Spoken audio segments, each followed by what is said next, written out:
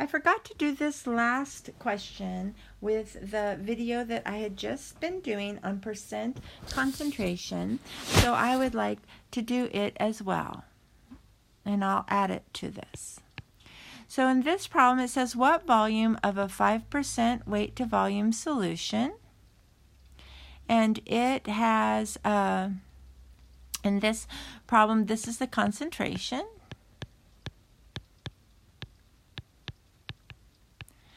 And it contains 75 milligrams of ketamine, which is the solute. They want to know how much solution. So two ways. Here's algebra. And in this problem, let's see, a percent weight to volume equals the grams of the solute divided by the milliliters of solution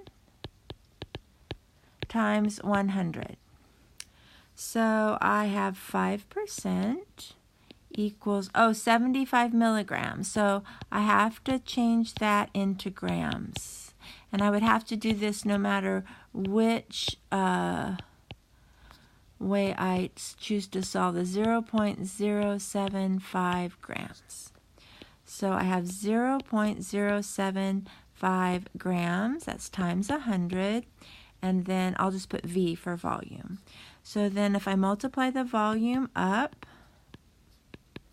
0.075 grams times 100, and then I have to divide by 5. So 0.075 grams times 100 divided by 5.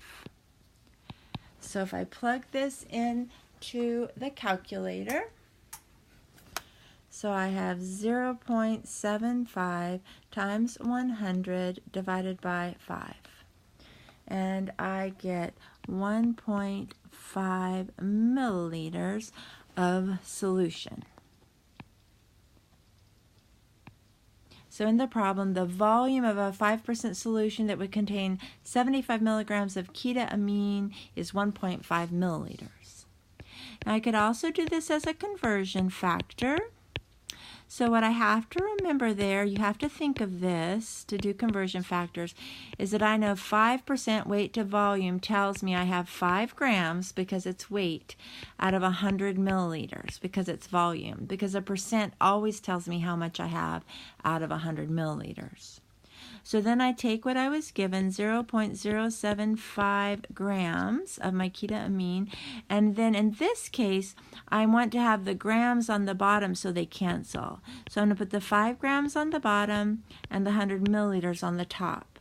So I have 0.75 times 100 divided by 5, and when I plug that into my calculator, I also get the 1.5 milliliters. So you can kind of see why I like the conversion method way, because I really would only have one step.